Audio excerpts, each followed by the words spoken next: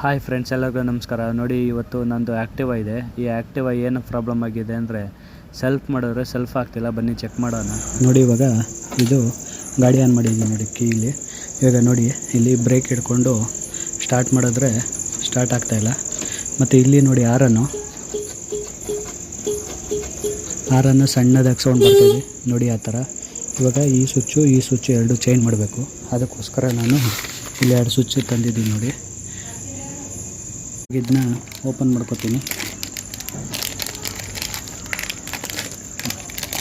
ನೋಡಿ. ಇದು ಬಂದು ಆರನ್ ಸ್ವಿಚ್ಚು ನೋಡಿ. ಇದು ಆರಂದು ಇಲ್ಲಿ ಕನೆಕ್ಟ್ ಆಗುತ್ತೆ.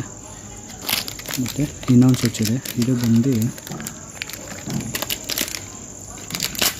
ನೋಡಿ. ಇದು ಬಂದು ಸೆಲ್ಫ್ ಸ್ವಿಚ್ಚು ನೋಡಿ, ಈ ರೀತಿ ಬರುತ್ತೆ. ಇವಾಗ ಇದು ಕಂಪ್ನಿ ನೋಡಿ, ಮಿಂಡಾ ಕಂಪ್ನಿದು. ಇದು ಒರಿಜಿನಲ್ ಸ್ವಿಚ್ ಇದೆ. ಇವಾಗ ಇದನ್ನ ಇನ್ಸ್ಟಾಲ್ ಮಾಡಬೇಕು.